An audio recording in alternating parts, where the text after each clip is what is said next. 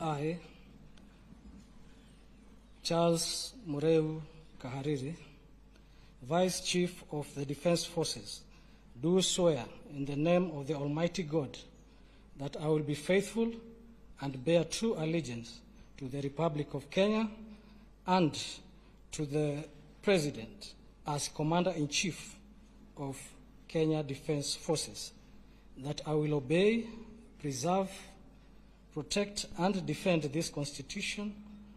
of Kenya and all other laws of the Republic, and that I will protect and uphold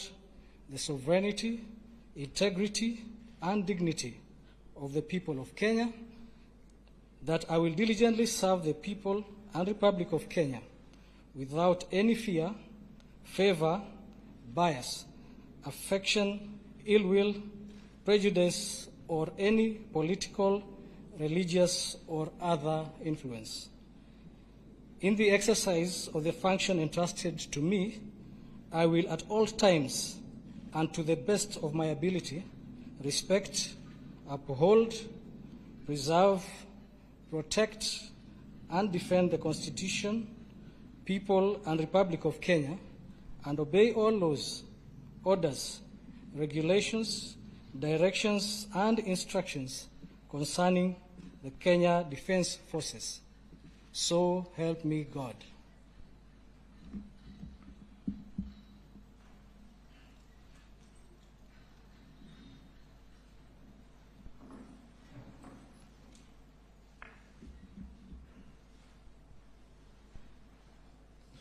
And that is the new Vice Chief of Defense Forces, one Lieutenant General Charles Mureu Kahariri,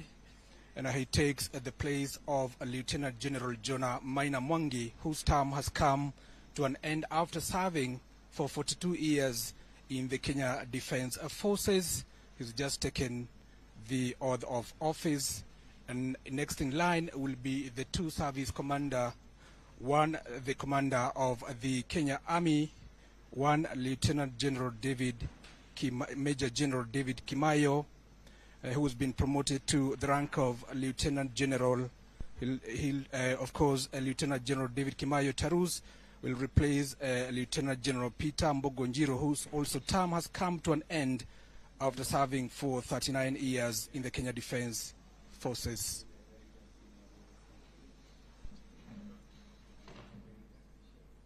The one in your screens is the new commander of the Kenya Navy, one Major General Thomas Njoroge Nganga. Lieutenant General David Kimayo Tarus, Commander of Kenya Army.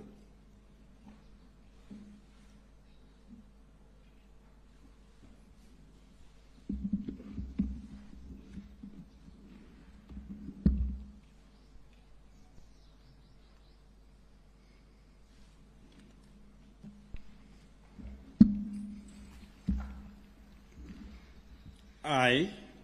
David Kimayo Tarus, Commander of the Kenya Army, do swear in the name of the Almighty God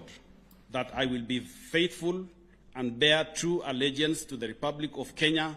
and to the President as the Commander-in-Chief of the Kenya Defense Forces, that I will obey, preserve, protect, and defend this Constitution of Kenya and all other laws of the Republic, and that I will protect and uphold the sovereignty, integrity, and dignity of the people of Kenya, that I will diligently serve the people and Republic of Kenya without fear, favor, bias, affection, ill will, prejudice, or any political, religious, or other influence. In the exercise of the functions entrusted to me, I will at all times and to the best of my ability respect, uphold, preserve, protect, and defend the Constitution, people, and the Republic of Kenya, and obey all laws, orders, regulations, directions, and instructions concerning the Kenya Defense Forces. So help me God.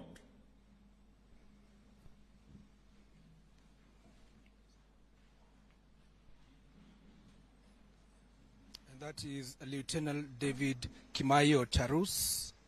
He is the new commander of the Kenya Army. Lieutenant General David Kimayo Tarus replaces Lieutenant General Peter Mbogonjiro, whose term has come to an end after serving for 39 years in the Kenya Defense Forces. Until his appointment as commander of Kenya Army, Lieutenant General David Kimayo Tarus was the deputy army commander. Next in line is the new commander of the Kenya Navy, who will come next to take the oath of office,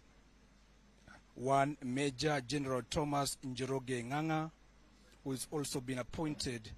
to the position of new commander, Kenya Navy. Until his appointment, he was serving as base commander, Kenya Navy base in Manda.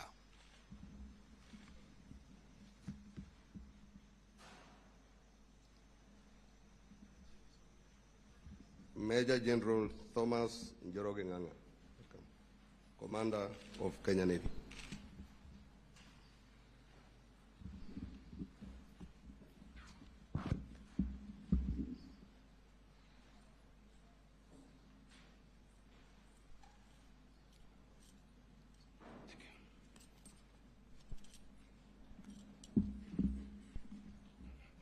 I, Thomas Njoroge Ng'ang'a, Commander of the Kenya Navy, do swear in the name of the Almighty God that I will be faithful and bear true allegiance to the Republic of Kenya and to the President as the Commander-in-Chief of the Kenya Defense Forces, that I will obey, preserve, protect, and defend this Constitution of Kenya and all other laws of the Republic, and that I will protect and uphold the sovereignty, integrity, and dignity of the people of Kenya, that I will diligently serve the people and Republic of Kenya without any fear, favor, bias, or ill will, prejudice, or any political, religious, or other influence. In the exercise of the functions entrusted to me, I will at all times and to the best of my ability respect, uphold, preserve, protect, and defend the Constitution, the people of the Republic of Kenya, and obey all laws, orders, regulations, directions, and instructions concerning the defense forces. So help me God.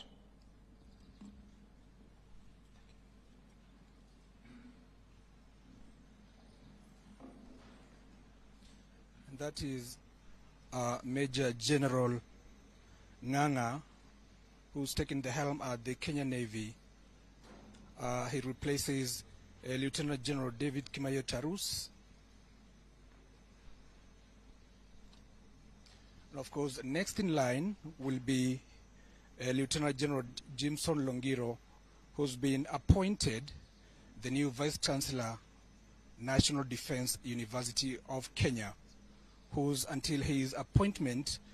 as Lieutenant General, he was serving as the commander of Kenya Navy.